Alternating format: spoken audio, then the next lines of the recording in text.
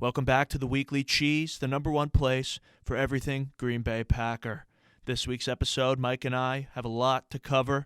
Big things happening in Packer Nation in the week that was and for the week to come. We'll break down Monday's game, give our reactions, our thoughts, and our keen Packer insights, all with a touch of jest in this week's edition of the Weekly Cheese.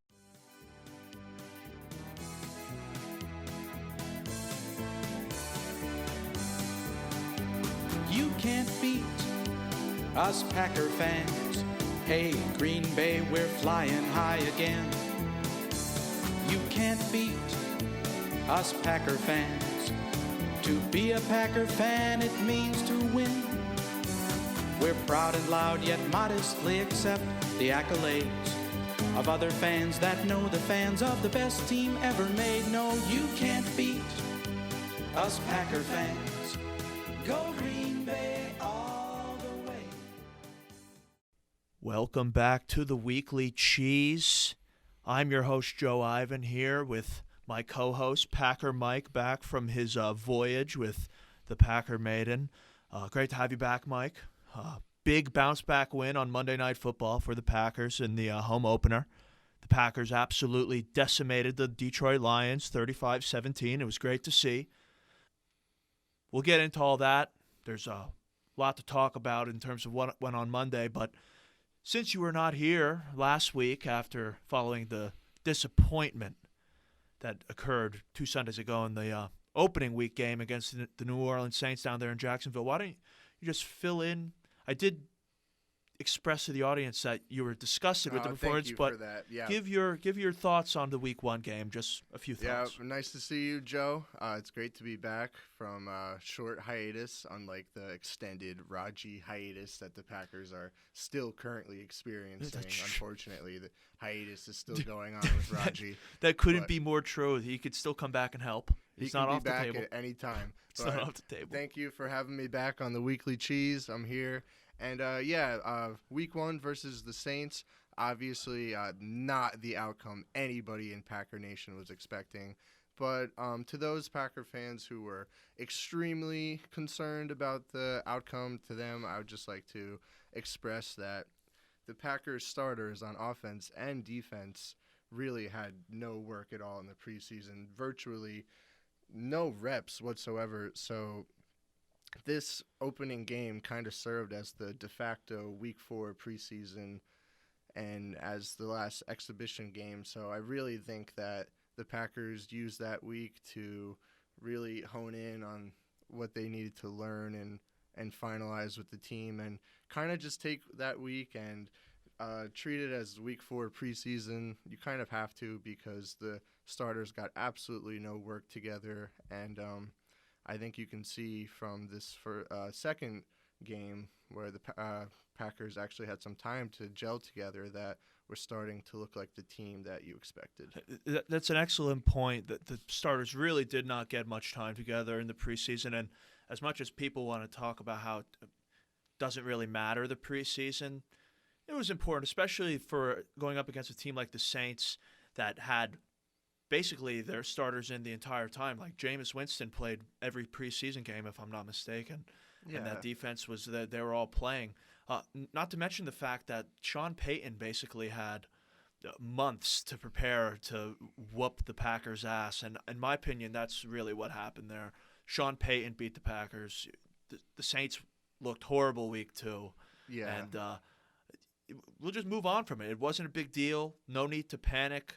And like you said, they looked much more like the Packers were accustomed to seeing on Monday against the Lions. And, yeah, the defense has yet to really prove that they have what it takes to consistently get stops and get off the field. But the offense was back to firing on all cylinders. And personally, I thought it was a beautiful thing to see. And that's where we'll start. We'll start with the Packers offense. Aaron Rodgers, 22 for 27. 255 yards, 4 touchdowns, a 145.6 passer rating. It was a tremendous turnaround, much better performance than we saw Week 1, and it was great to see. He was efficient and effective all game. What do you see out there from him, Mike? Yeah, I really think Aaron Rodgers played well. He looked like Aaron Rodgers again. Week 1 versus the Saints, everything was out of sync. He missed open receivers, and you could just tell the timing of the entire offense was off. But this week, things looked much better, especially in the second half. Offense looked like they were performing well. It was really, they're firing on all cylinders, and it was kind of crazy to see. Like, Aaron played great. He was, like I said, he was efficient. 22 for 27, 5 incompletions, 3 of them being prayers to MVS. If you take out those 3 deep balls to MVS, the guy had 2 incompletions on the entire day. And after the game, a very, very serious Aaron Rodgers, a man not ready to play around. It was cool to see. He looked ready to go after that game in that press conference. Yeah, he was serious in that press conference, and you can tell when he snapped at that reporter who asked he asked a very reasonable question. He did.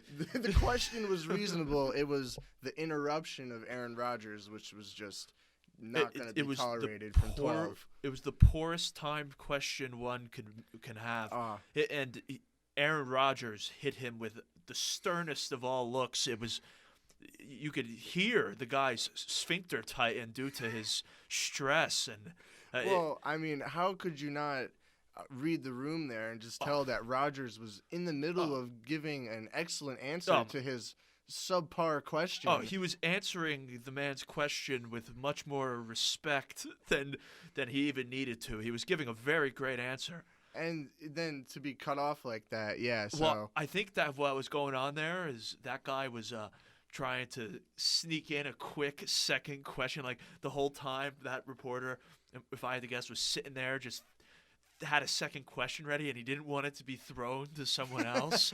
So he wanted to slide the second question in there before Domofsky got on the mic. Right, and yeah. He totally mistimed it. Right, yeah. I mean, maybe his goal was to cut off Domofsky there. You know, his questions can be long and rambling. But it was hilarious. That was hilarious.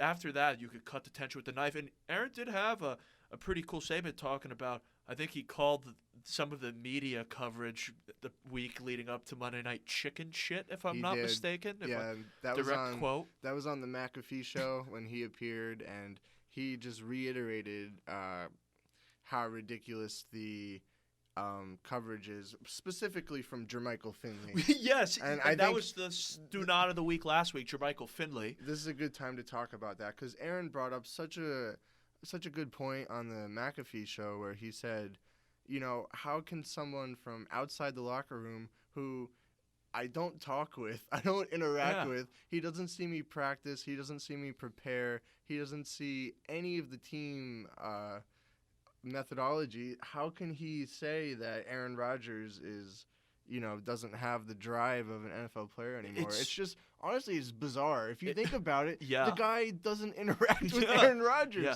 it's How bizarre. would he have any clue? So that was not cool. I was not happy to see Jermichael Finley say that. Neither was I. And it just, again, as Aaron said, it always seems like whenever there's one chance for Jermichael Finley to bash Aaron Rodgers, he'll bash Aaron Rodgers. He'll take any opening he can get, much like Greg Jennings there. Jermichael Finley, any chance he can get to bash Aaron Rodgers, he seems to pounce on it. Yeah, I'll give Greg Jennings some credit that he has adjusted his pettiness, and he doesn't really come out and bash Aaron as much as I'll give Greg his respect. He did do that a lot back in the day, and he's gotten better at it. But Jermichael maybe it's because that's the only time Jermichael ever has a microphone in his face. I guess so. Or someone asking him a question. It seems like the only time Jermichael Finley is in the media is if he's bad-mouthing Aaron Rodgers, which is so strange because he's obviously a huge Packers fan.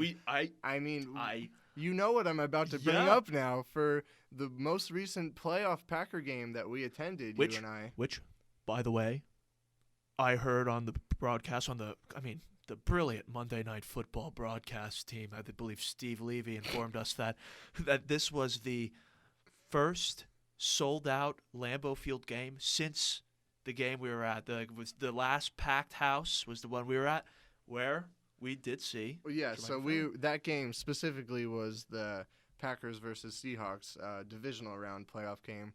But so we were at the game, and this ties into Jermichael Finley because we were down early. Yeah, in the stadium. We were down early in the stands, and you mentioned it on the show last week. But you could feel free to tell the story because I told the exact same one last week. Joe and I were there also with my sister. And my sister Caitlin, she was approached by this towering man. Well, no, and who was it? No. Jermichael Finley. No. It was his wife.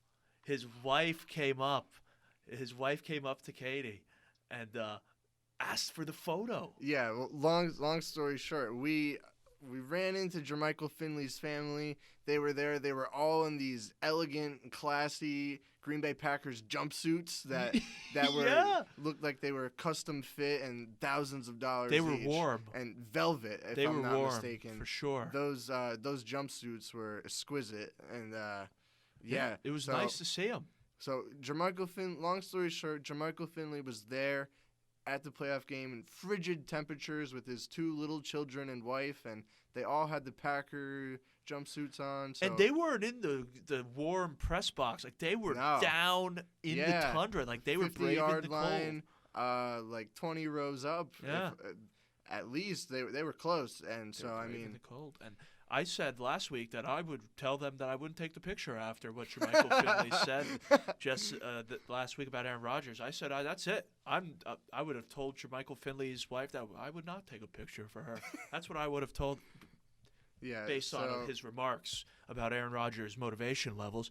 So, yeah, Aaron was very serious after the game, and in my opinion, rightfully so. He had every right to be angry with the coverage that was taking place based on the pretty bad Week 1 game. Yeah, but besides from Jermichael Finley, there's been so much conjecture from the media about the state of the Green Bay Packers, and obviously it's not a completely transparent situation what's going on with Rodgers, and the media blows everything out of proportion, so it's only natural that the players, especially Aaron Rodgers specifically, would be so frustrated with all the coverage, and to just lay an egg Week 1 like that just had to have the pressure had to be immense. So I bet it felt great for everyone on the Packers to get, as Aaron Jones says, we're back to playing Packer football. Yeah, and what I believe he means by saying they're back to playing Packer football is that they have a nice rhythm offensively, and it all begins with establishing the run. The Packers on Monday established the run early. They ran the ball 31 times as a team, which included 7 out of the first 11 snaps on the opening drive were run plays. Aaron Jones finished the game with 17 carries, 67 yards, and 1 rushing touchdown. An absolutely phenomenal day from Aaron Jones. And Dillon, 5 carries for 18 yards. It was a light workload from him, but it's a little understandable because the Packers just wanted to get Aaron Jones going. It was time to get the playmakers going, and that's exactly what happened. Yeah, this was Aaron Jones' night, and we knew it from the first quarter.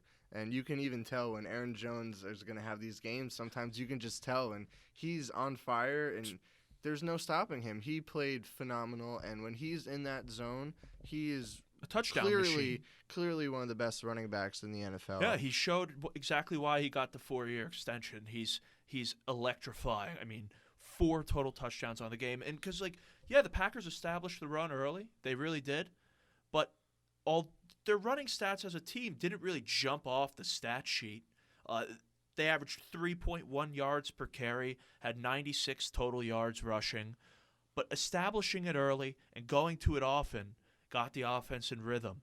It allowed the passing game to start opening up. It allowed Aaron to get warm and to find the Packers' primary playmakers.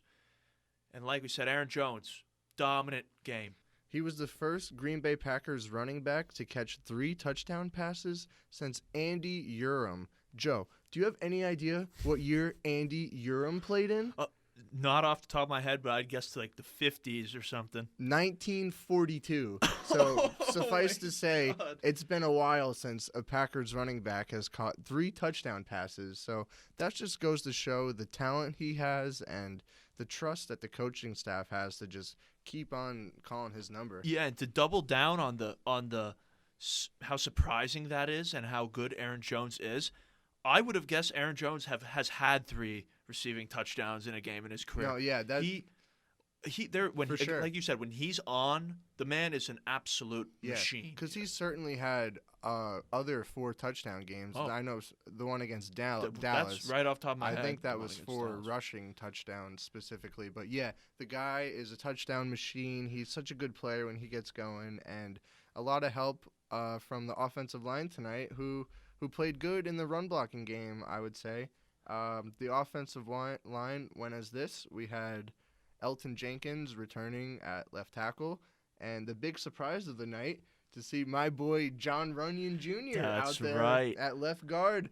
Big number 76 was out there, and I couldn't be happier. I texted you as soon as I saw it. You texted me immediately, and that's a massive change to take place on the offensive line. Obviously, here on the Weekly Cheese, we have the countdown to Bach. Certainly. And I like to think of it at this point as like that song, like the first day of Christmas, second day of Christmas. on the second week of the countdown to Bach, Bach gave to me a starting John Runyon Jr. It's unfortunate Lucas Patrick did suffer the concussion on the final play of Week 1 on the QB kneel, was it? And he was in the protocol all week. And this forced John Runyon to step up to the plate and step in as a starting left guard in Week 2. And it's a change that over here on the Weekly Cheese, it got us extremely excited. What's interesting about this situation is that although we know Lucas Patrick isn't fully healthy, he was suited up and on the sidelines in full pads. So the coaching staff chose John Runyon Jr., 100% healthy John Runyon Jr. over Lucas Patrick, probably with some concussion lingering symptoms, I would imagine. Yeah, and it's just it was good to see. I mean, it's not like this concussion to LP happen during the QB kneel against the Lions. It'd be a little more different of a story if John Runyon's first action were to come against San Fran next week. But it was a good game for John Runyon to get the start against not the most imposing defense, and John Runyon could not have played better. I mean, Now, for his first real action, he did play in a few games last year, but this was his first rock solid start. And John Runyon Jr., he played good in the run game, I have to say, but there were a few pass plays where he did get beat, specifically one on Michael Brockers where he came in and beat Runyon, and another one where he just got beat off the line of scrimmage. But overall, for Runyon's first significant action as a starter on the Green Bay Packers, I think that he performed well. Yeah, I mean, there's going to be mistakes that happen along the offensive line during the countdown to Bach. I mean, out with John Runyon starting the game, that makes the interior of the offensive line that much more inexperienced. And as I was saying, with the lineup, it was Elton Jenkins at left tackle, John Runyon Jr. at left guard, Josh Myers at center, our rookie, another rookie in Royce Newman at right guard, and then Billy Turner rounding out the line at right tackle, who is just a stud in my opinion. Billy Turner, he's so solid. He really is. And a little fun fact for you regarding the John Runyon performance on Monday night. According to PFF, I know PFF stats, people either love them or they hate them, but it does do a good job at illustrating how John Runyon fared on the field on Monday. And he was the 4th highest graded offensive player on the entire Packers team and the 11th highest graded guard in all of Week 2 for the NFL. And he had the 4th highest pass blocking grade out of all the guards in the league. So, yeah, he did have a few minor hiccups here and there, but that's going to happen. He did not have a horrible game whatsoever, and I could not be more happy for John Runyon. And it's going to be interesting to see what happens next week. It's funny how you bring up the inexperience among the offensive line, and that was the question the reporter asked before he was scolded by Aaron Rodgers. He said he was asking something to the effect of, how do you think the 3 young offensive linemen fared. And Rodgers said that they played well, but he said specifically before having to get a chance to watch the tape, he noted that he felt Josh Myers performed very well. But so that's awesome to hear. Aaron give some love to Myers. I'm really excited for Myers' development overall, and just to see where he can take the offensive line once the countdown to Bach. Exactly. Once the countdown to Bach comes to an end, in my opinion, everything goes back to the way it was. The offensive line no longer has any question marks surrounding it. And we could get Elton Jenkins back in the left guard position and really only have to worry about two young and inexperienced guys. It's going to be very interesting, though, to see who gets thrown out there against San Francisco. I mean, San Francisco has one of the elite defenses in the entire National Football League.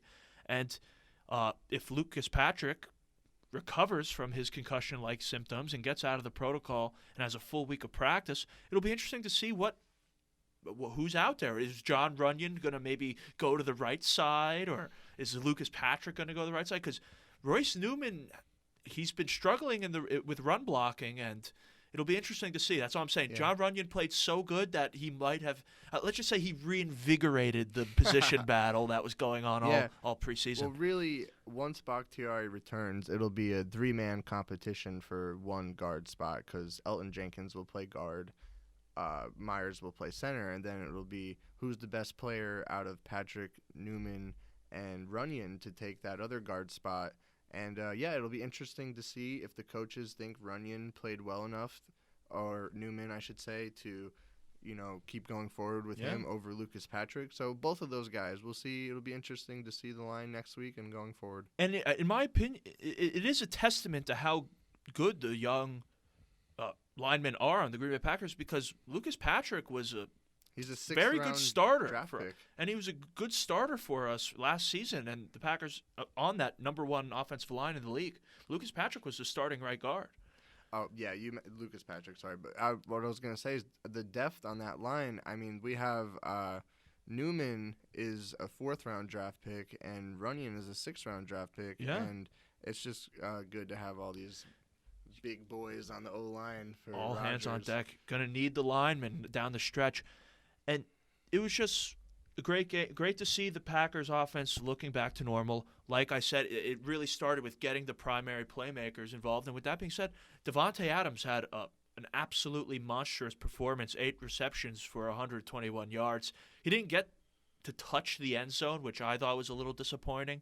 But when Aaron Jones has 4 touchdowns, there's only so many touchdowns to go around, Yeah, the passing game really was effective the whole night, even though we didn't have the big long completions that you're used to seeing in the Aaron Rodgers offense. And I went back and I watched the Peyton Manning broadcast, and he had some keen insights there to share with Packer Nation. He said the reason that you saw such a short passing game the whole night and not too many deep shots from Aaron Rodgers is because the Lions were lined up in 2 deep safeties the whole night to try to take away the effect of the long pass from MVS and Devonte Adams. They basically just said to themselves, we're going to do exactly what the Saints did.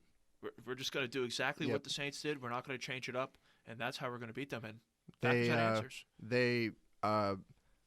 Manning on his broadcast pointed out that they were daring Aaron Rodgers to, get greedy and try to test the 2 deep safety coverage. But no, he stayed patient. He dumped it off to Aaron Jones clearly when he needed to. He took the short passes when they were available. So Peyton Manning's evaluation of Aaron Rodgers was that he played absolutely phenomenal. And he was so pumped up when he threw that pass to Tunyon. When he threw it on the line, that bullet pass, Peyton Manning jumped up out of his leather seat and was celebrating. And that's a top 3 Aaron Rodgers pass of recent memory, in my opinion. That pass was absolutely it was crazy, beautiful. and that's exactly what you were pointing out. How Peyton mentioned that the Saints were basically challenging him to throw at that too high safety, and when he did, it was absolutely electrifying. We didn't have as many big plays as we're accustomed to seeing. It was a lot of checkdowns and short little passes and yards after catch and stuff like that. But that pass to Tunyon, he challenged a safety, and it was the craziest pass you'll ever see in your entire life. Awesome. And that deep ball to Devonte Adams, that was the game. That was the big turning point in the game. That 50-yard bomb to Devonte Adams in the third quarter. In Aaron Rodgers' post-game conference, he had a few comments about the passing game. First of all, he said sometimes you just need one play to spark the offense, and he noted that deep pass to Devonte Adams as the play to spark the offense. Beautiful pass, beautiful catch. Also, he said, Aaron Rodgers, in his postgame, that he was absolutely gutted. That was the exact phrase he used, that he missed MVS on those touchdown passes. Aaron Rodgers said MVS had 3 opportunities to score touchdowns. One of them was the short slant when we were on the goal line, that weird-looking – I hate that little slant pass on the 1-yard line. It was coming down hard with the rain. I think the ball slipped out of Aaron's hand. That was one of the touchdowns, and then there were 2 other – one of the deep throws, and one of them was actually on one of the final plays we had of the night where we went for it, and he had MVS open, and you could just tell he was disgusted with that throw. So, he said, and you noted he said he was gutted by it, but he did mention that guys like MVS, Lazard, and A.J. Dillon will have their opportunities to make plays. But this game was all about getting 17 and 33 going. The Packers needed to establish him, and that's exactly what they did. And another amazing thing to see out there was the vintage classic Aaron Rodgers hurry up, catch 12 men on the field, and get a first down completion to none other than Randall Cobb. It was like watching 2011 Packers football all over again. It was so great to see Randall Cobb get his first reception back and on a big play, and it really was great. That Aaron Rodgers, you can't prevent that man from catching you when you're trying to substitute. Why are you Peyton Manning? He said what the hell are the Lions even trying to substitute for? Yeah. You know Aaron Rodgers is going to get you with that. Yeah, you can't be doing that. No. And he got him twice in a row. And Randall, 3 receptions, 26 yards, but he picked up 14 yards on a 3rd and 14, and then right after that picked up 9 yards on the 3rd and 9 to extend the drive. Packers go down and score. And they're up 27-17. Yeah, he was key on that drive, and this was Aaron Rodgers said he wanted his security blanket back in Randall Cobb. I mean, this is what you have him in Green Bay for 3rd and 14 and 3rd and 9. He's going to pick up the first down. It's Randall Cobb. That's what Randall Cobb does, and he's been doing it for interesting to long. see that. I've noticed him and Lazard are kind of splitting the reps for the wide receiver 3 spot.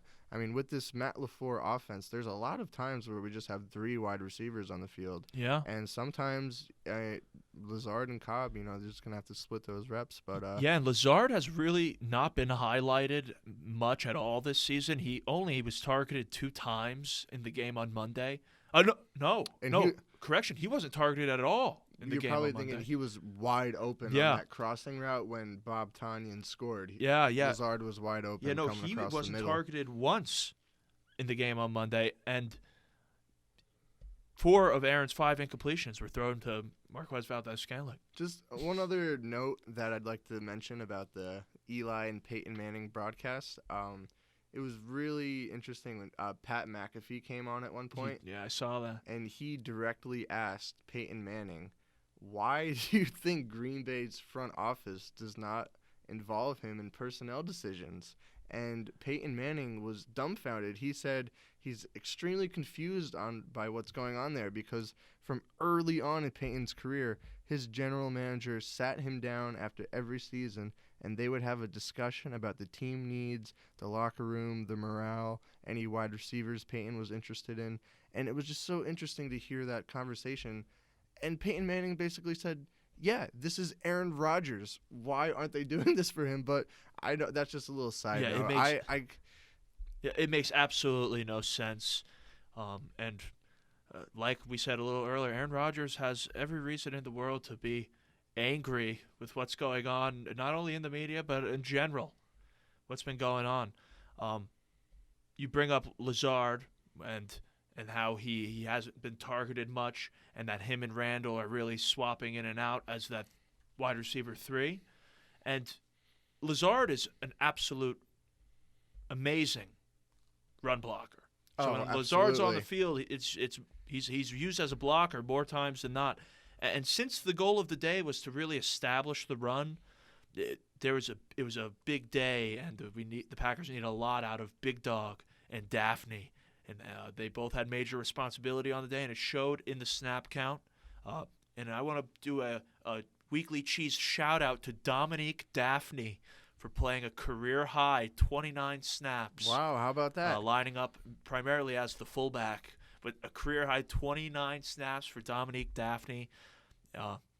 Mercedes Lewis took the brunt of the work for the tight ends, 36 snaps. Obviously, he was absolutely amazing as the inline blocker on the run plays. Tunyon had the least snaps out of the tight end room, but he was ultra productive in the receiving game. Like I said, 3 receptions, 53 yards, a touchdown on the play of the season so far. That Aaron Rodgers throw to him was absolutely insane.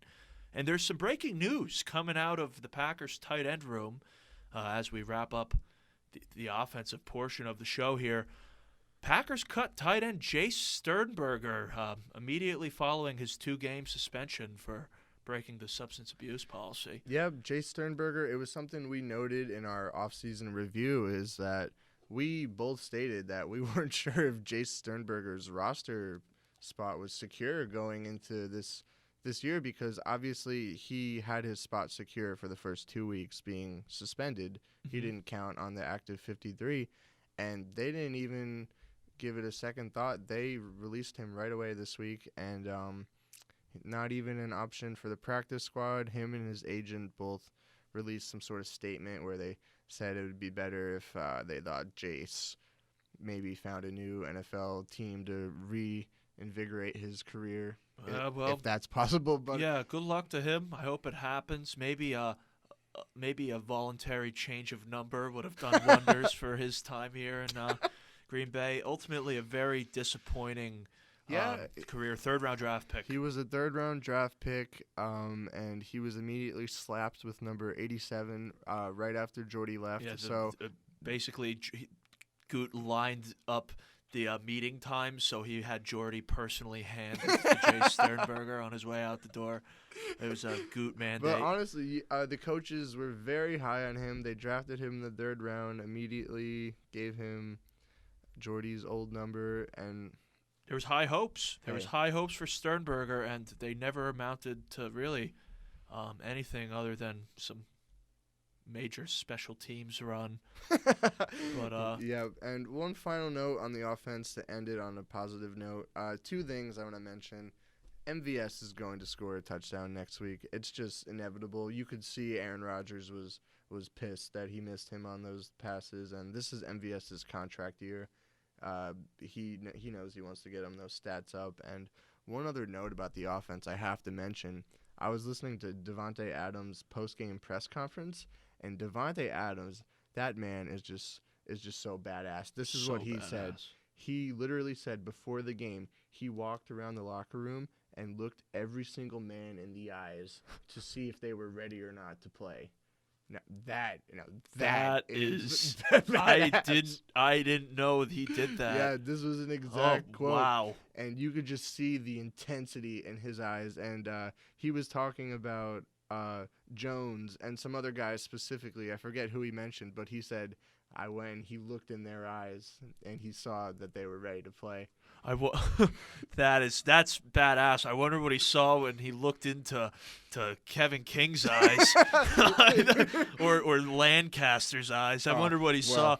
Lancaster was ready. I wonder if he saw any mediocrity when gazing into any of the eyeballs on the team. I'm sure Chauncey Rivers' eyes reeked of fear. Yeah, I'm sorry. I'm just messing around, but that is badass, and the offense needs to continue to get going, continue to expand, and gain confidence. The offensive line's got a big test week 3, Sunday Night Football, as we take our what seems to be annual voyage to San Fran. Yeah, quick question for you before we get on to the defense. Aaron Rodgers was spotted post-game with ESPN Deportes broadcast team with a giant sombrero in hand, and I just would like to know what the deal is with that and the Senor Cheesehead character that's been getting so much pop. Well, yeah, so Senior Cheesehead, I believe he was highlighted on this edition of Monday Night Football in some sort of Homage. to honor Latino heritage. Okay. Well, that's cool, but yeah, and he's a good friend of Aaron Jones. Is he? And the Packers. He's a Packers super fan. I actually discovered him last season.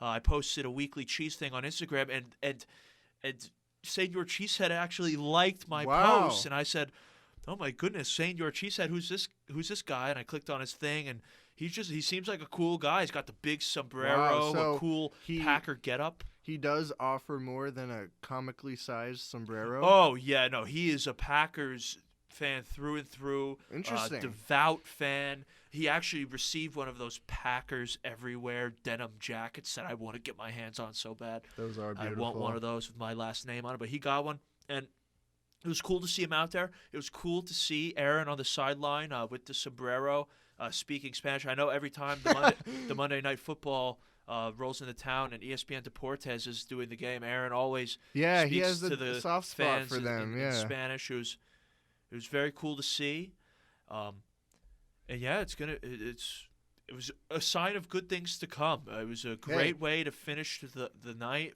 I believe everyone had a great rest of their night except for that one reporter who mistimed his follow-up question. Outside of that guy, everyone was having enjoyable night. And I will say, as far as fan mascots go, he is much cooler than Fireman Ed from the Jets. Much cooler than Fireman Ed. As far as fan mascots go, he's much better than Fireman Ed, and just slightly not as cool as Tundra Man. No, he's not nowhere near as cool as Tundra Man is the greatest. We'll throw up a picture of Tundra Man here on the stream. It is my dream to interview Tundra Man for the Weekly Cheese. Another Packers character that we've met on multiple occasions, and people who frequently visit the atrium will know this man. I don't think he has an official title, but he's the guy who you'll see in the atrium dressed in full Acme Packer regalia with the leather helmet and the throwback jersey and the pants. The dirty pants. Like he put them on and went sliding on a baseball field for a couple hours before he showed up to the atrium. Like just getting them all dirty. I'm a big fan of that guy as well. I mean, hey. Cheeseheads are the greatest fans on planet Earth, and they really are. The fans that stand out in Lambeau Field are better than any fan you could find in the entire National Football League. Fireman Ed pales in comparison to the Tundra Man. In a death match, Tundra Man comes out on top. Quit. I don't know if you heard. Back in the day, now he's back. Is he back? Yeah, I saw him this past week. You can't quit and then come back like that. Yeah, no, he really soiled his reputation with you that think move. Tundra Man would ever quit his role as Tundra Man? No, I'm beginning to believe those icicles hanging from Tundra Man's permanently beard are fixated to his skin. Yeah, they're permanently fixed. They're he looks like that every day of the year, and it's love the man. I think that guy goes into work in that outfit. Isn't that work for him? Isn't he Tundra Man LLC? He should be. So let's get into this Packers defense here. I mean, as good as the Packers offense was, the same, unfortunately, cannot be said about the defense, who, still showed a couple of glaring weaknesses, especially in the first 2.5 quarters of the football game. The defensive line proved they really can't stop the run. The pass rush has been non-existent, especially with Zadarius Smith off the field and the lack of blitz packages thrown out there from Joe Barry. And the secondary has had many breakdowns in terms of both communication and their coverage and assignments. And these three weaknesses really allowed the Lions offense to march up and down the field during the first half. It was tough to watch. Yeah, it's funny. We usually watch the games together. We didn't this week, so I was taking some notes on my phone. It's funny, the very first note I have is just that Kevin King sucks. I know I think some Packer fans will think that's harsh. Some others certainly won't. There's mixed opinions on him. Overall, he's a good player. He's just so extremely inconsistent, and he'll make such a great play like he did in the second half, but then he'll let up a play like he did in the first half to Cephas 50 yards down the field. So and how he did in week 1. The Kevin King experience is so frustrating. It really is. And those injuries have slowed him up. He back like on these plays where he's getting absolutely beat and destroyed now for 50 yards down the field. Back in 2019, he had the speed and the athleticism to stay with that guy a little bit and challenge the ball in most cases. But he's been slow. He's horrible in off coverage, and he really has been underwhelming to start in a prove-it year for him, back on a 1-year contract. Yeah, he's on a 1-year, $6 million deal, if I'm not mistaken. So he got paid a good amount of money to come back and be a starting corner for us. And right now I'm just really waiting and anticipating the rise of Eric Stokes to take his position from him. It's only a matter of time. I mean, in Monday's game, the Packers really weren't able to turn it around defensively until Eric Stokes had that amazing stop on 4th and 1 with like 5 minutes to go in the third quarter, I believe it was. Eric Stokes broke up that pass, and it was awesome to see. He had a great game. He had a huge increase in snaps. He took 44 snaps this week, whereas last week he had 8. And he had a few very strong moments. He gave up the Lions' second touchdown of the game. Seemed to be maybe a Kevin King-related miscommunication on that play. Yeah. And he finished the game with 2 of the 4 pass breakups, and they both came on 4th downs. It was a great performance. Eric Stokes played great. He really did, and especially that final Lions play of the game where they threw it into the end zone on a 4th and short, I believe, and Stokes broke it up, and it was a great play, great reaction, and saved 7 points there. And with his momentum changing play in the game, because the Lions were driving down the field in the third quarter until Stokes was able to get that 4th and 1 stop with 5 minutes left. That halted the Lions' offense right there in its tracks. From then on out, the rain started coming down harder, and Goff got a little more uncomfortable, and he ended up coughing the ball up a few times. But that play by Eric Stokes brings me to this week's Stunad of the Week. This week's and a reminder: the Stunad of the Week is not necessarily always a bad thing. It's just when you see someone do a stunad move and something that was lacking brains in a specific moment. And this week's Stunad of the Week is none other than outside linebackers coach Mike Smith.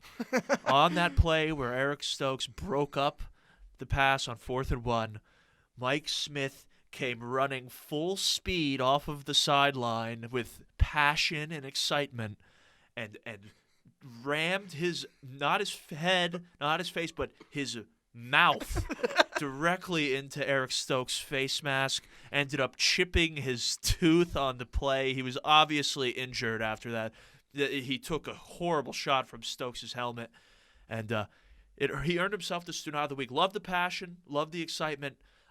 Got to make a smarter decision than that. Yeah, he had to, and I was watching the game with my family, and my mom, who knows next to nothing about sports, was laughing hysterically, just saying, why did that coach just run up to the guy and headbutt him? Yeah, and it came like in the corner of the screen. Like you could barely see it. The camera barely caught it, but he just poof. Yeah, and he literally headbutted him, and he came in hard, and they smashed, and the reports are he broke his tooth, right? He broke his tooth, and if you were to get a frame-by-frame close-up of him coming off the sideline and like you just zoomed up on his face, it would be like a SpongeBob animation where you just see like every tooth in his mouth come out when he hits Eric Stokes' face mask at maximum velocity. Like he was moving as fast as he ever moved in his entire life, and he shattered his teeth. That's a great pick. Because of that, he's a Stunad of the Week. Great pick. Yeah.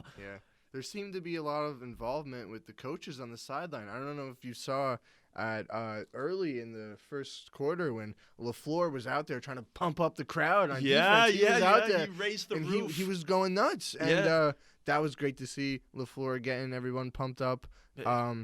Another note I had about the defense from the first half specifically is that our defense just has too many good, high-quality players for them to look that bad. I mean, we really do have great players, stars even at every position. We have Jair Alexander, who's a top player in the league, Kenny Clark on the line. We have two safeties that are great. This defense has a lot of talent, and it's unacceptable for them to look that bad as they did in the first half. And it really comes down to the pass rush and the front seven. I mean, the Packers' pass rush has not looked good at all over the first 2 games of the year, especially when sitting in a base package and rushing 4 guys.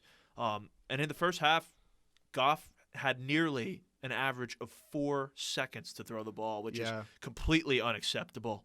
I have this stat here from ESPN that Goff was 12 for 13 at the half, nearly perfect. I think the one incomplete pass was just possibly even a drop from the Lions. I mean, the first half he was shredding Huss.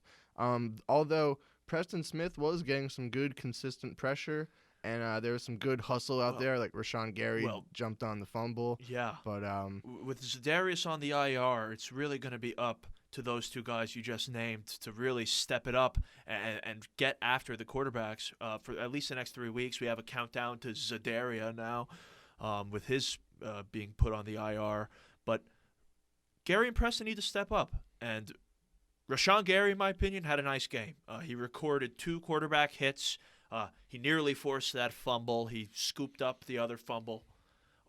He scooped up. Yeah, and I really think Preston Smith played well. He was always getting in there with the pressure. He was the stat sheet didn't do him justice. He only had the 1 quarterback hit. He had no tackles. What I will say about Preston is I did notice on a couple of plays he was jogging.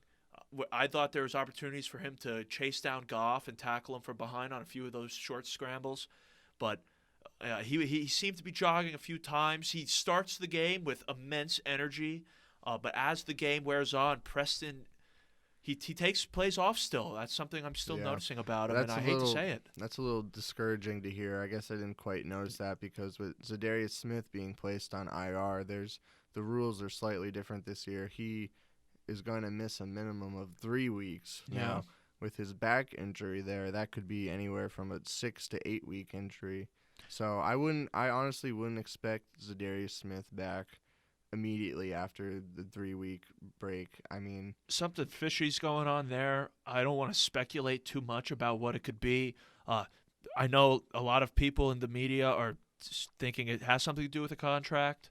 I don't think so. At this point, I don't think it was because he was out there week 1 and he just did not look like himself. I don't think he would put himself out there and play like that if he wasn't severely compromised with an injury. It's so important for I him think to get healthy. He's got a back injury. All the conjecture about it being contractually related, I think, is now just proven false because the man's hurt. He could barely move off the edge on week 1 to tackle a pitch play. The one time he really made a play, and it was a time in the game where a play needed to be made. He made the play, and he got penalized for it unlawfully. And with Zadarius Smith out, I mean, Rashawn Gary and Preston can't play every single snap. And when they're off the field, there needs to be more production out of Garvin and Rivers. Chauncey Rivers and John Garvin get absolutely stonewalled by the offensive line every single time. I mean, Garvin was able to get off and get to Goff one time, and he made the disruption that caused the interception that was thrown to Devondre Campbell in the second half. But besides that, both of those guys have been complete non-factors through 2 weeks. Even with our lack of production, there is a noticeable drop-off when Garvin and Chauncey Rivers enter the game. And it's I've read online that the Packers may be exploring a trade for another outside linebacker if possible because they really do need some help. We really technically we had 1 sack in this game, but basically we had 0 sacks. Yeah. The 1 sack the defense was credited for was the play where Goff was flailing around in the backfield and he threw it up and the ref, they blew the whistle. But really, if they let the play finish, it would have been an incomplete pass. Yeah. So there was basically no sacks, not a lot of quarterback pressure. They need some help there. Yeah, and they need help in the middle linebacker area as well. The inside linebacker room is not deep whatsoever. Devondre Campbell had a pretty good game for himself. He had 13 tackles, an interception. He did give up the one touchdown to Hawkinson, but that was just a crazy throw and catch. There's really nothing he could have done about that. It was good coverage. But really, that was good coverage on the Campbell on Gronkowski. Yeah, I thought he played well overall. He had good coverage on there. It's funny, they had Gronk on the coverage. Hawkinson.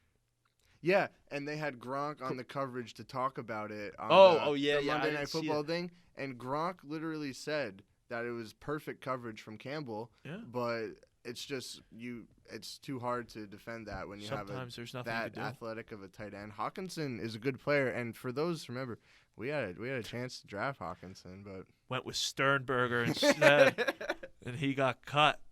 And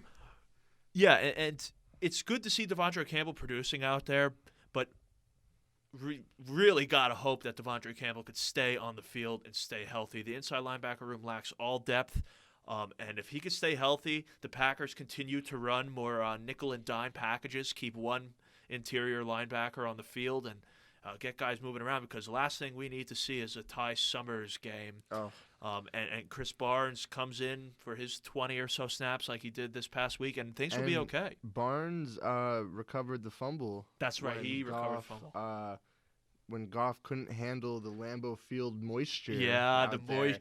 And that was something I texted you during the game, where Goff his fingers, they're not as accustomed to the Lambeau climate and moisture as Rodgers are. His fingers are hardened. He would never fumble a snap. The whole entire only Soldier Field, I guess, because the Vikings and the Lions have domes, because they can't deal with the elements like true NFC North teams are supposed to. It's a disgrace. But Goff's coming from sunny California down there with the Rams. Lambeau Field moisture is. He had a little bit of experience with it last year, and when he lost in the playoffs. Clearly, he was not prepared for the moisture. And second time around was no better. No better. And the Packers' defensive line has not shown it could really win in the trenches, stop the run, win the point of attack.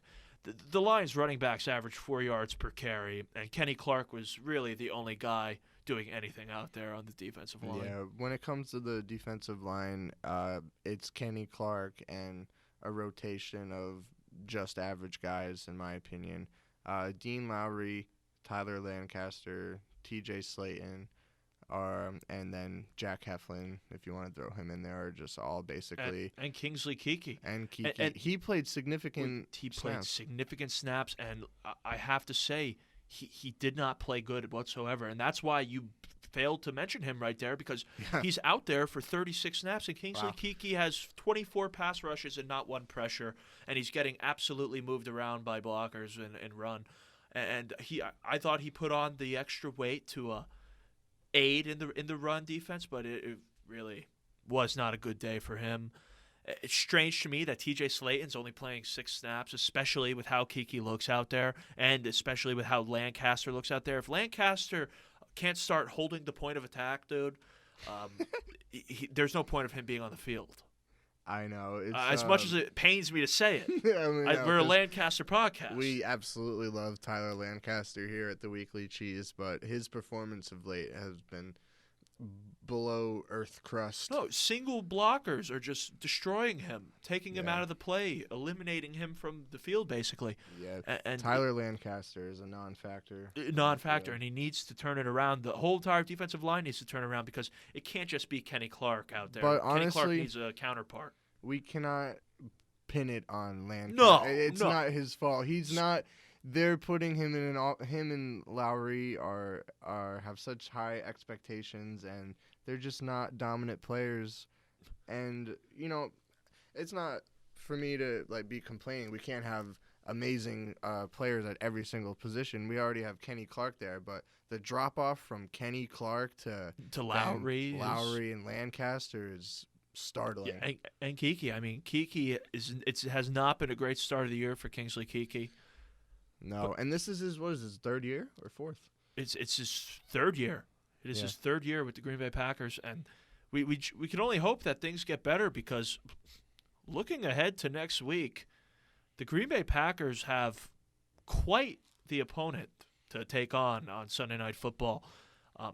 And the fact that we're away at that opponent again is Packer fans who Packer fans will know, and even a general Packers fan could take notice that this is the fourth time in a row we're going out to San Francisco. Yeah, and it makes absolutely no sense to me. When are they going to have to come to Lambeau Field and have one of these matchups?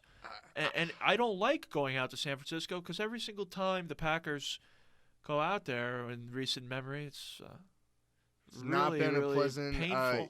East Coast trip, West Coast trip. Yeah, I it's should not say. at all. No, it's always scary going to San Francisco, and this year more than others because the Packers' defense has not looked fantastic to start the season, and it's a major point of concern taking on Kyle Shanahan and the 49ers. I mean, the Packers' defense over the first two games have allowed 7 touchdown passes, 4.8 yards per carry.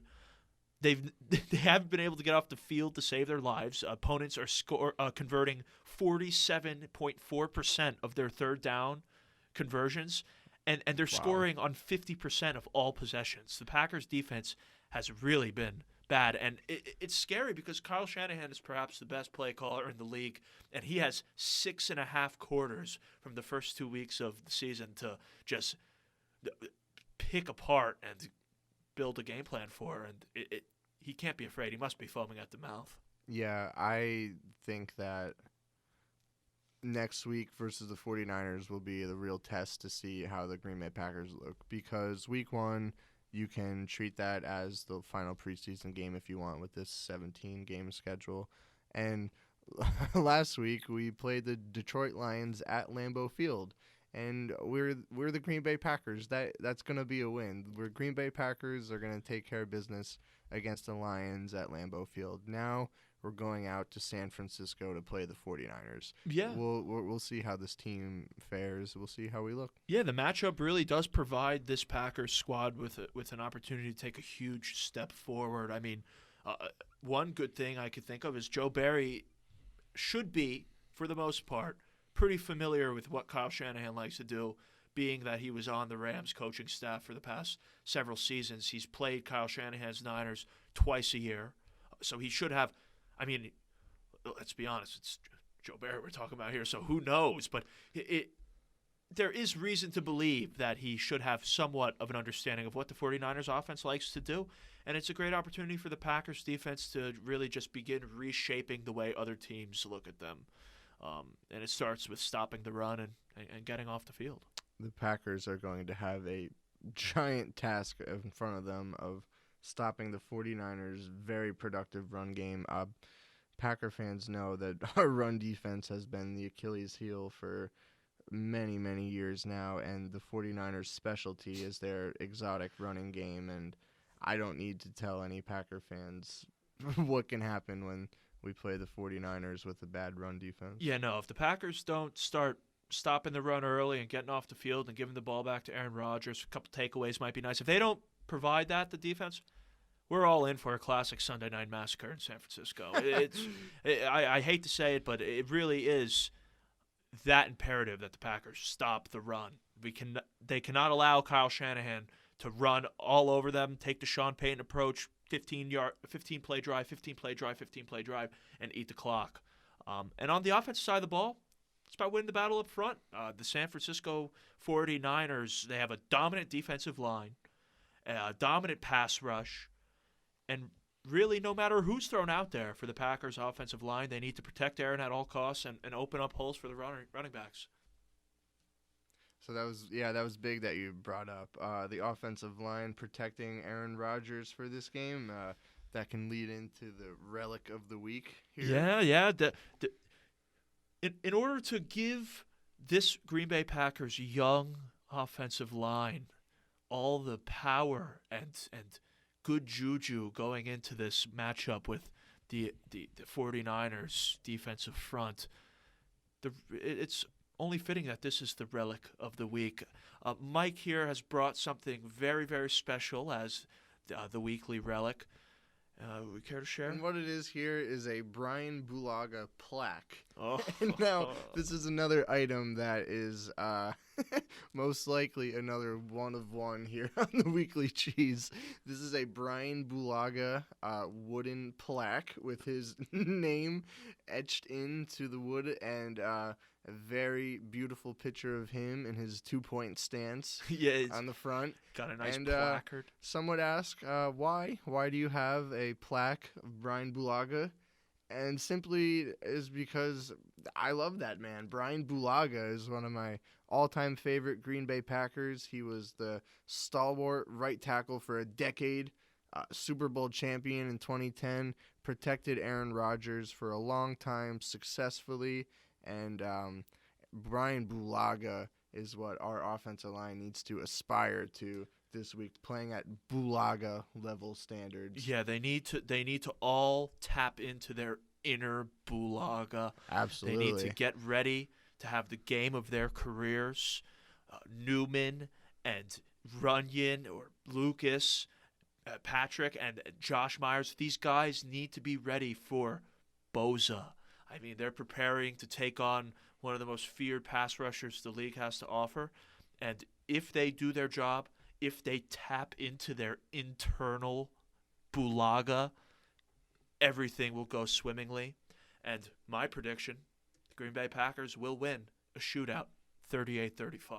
Yep, I think it's about time the Packers get the monkey off their back of going to San Francisco and beating the 49ers. I do think that they're going to win this weekend in a shootout.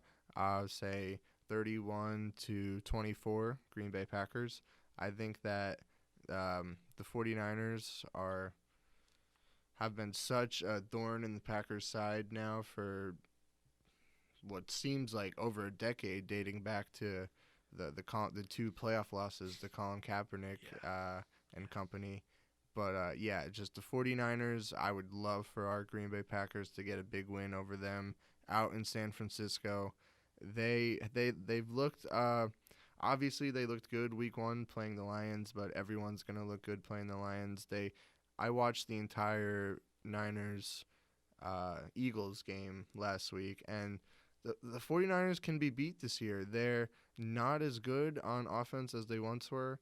They're still a good team, but the Packers can hang with them. They clearly can hang with them, and we got to get it done. The inner Bulaga. Not just the offensive line. All of us cheeseheads must tap in to our inner Bulaga. Yeah, get out the finger tape this weekend. Yeah. Tape up the fingers like Bulaga used to do. Yeah, I'll be watching the game with my fingers taped, that's for sure. And you all should be too out there. Mike and I, we could send you a roll of black electrical tape. That's Bulaga's tape of choice. And, tap into the inner Bulaga. And to wrap up the episode, we're just going to give our locks of the week here for this Week 3 slate of NFL games this weekend. My 2 locks of the week, obviously, Packers plus 3.5. I mean, that's the easiest cover ever, I say, with a little hesitance in my voice. But on top of that, I'm taking Cardinals -7 over Jacksonville, Cleveland -7 over Chicago. Lock them up. My absolute favorite lock of this weekend would be the Tennessee Titans over the Indianapolis Colts. Right now, the Titans are a 5.5-point favorite, and I just think that is very, very low, considering Carson Wentz, the man made of tissue paper, somehow managed to sprain both of his ankles when he got tackled. I saw Aaron that. Donald, the guy literally sprained both ankles, so he's not going to be playing right now. They have Jacob Eason playing, and he's the dude Might be an who upgrade. literally threw one pass in the game and threw an interception to Jalen Ramsey. So, no, I'm all over the Titans this weekend. -5.5 points. That line might change from when you're hearing this. And also, another game that absolutely is a lock would be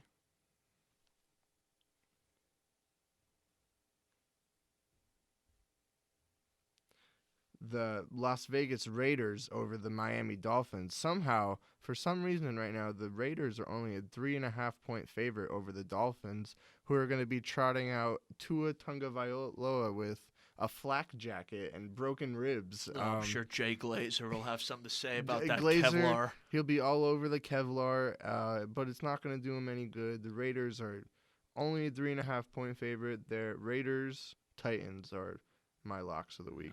I like them.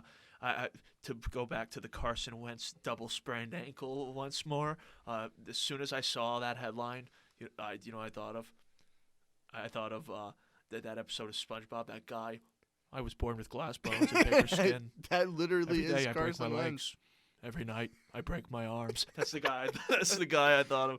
The con artist. Speaking of injuries, I guess we should mention that the Packers got out of this Week 2 game fairly healthy. Yeah, no, unscathed. I don't think any real major injuries at all to report. No. I know that DeGuara is still recovering from that concussion that seemed absolutely devastating when he was down on the field in Week 1. It was a devastating moment. Seemed like that was going to be a season ender, but it was good to see him get up.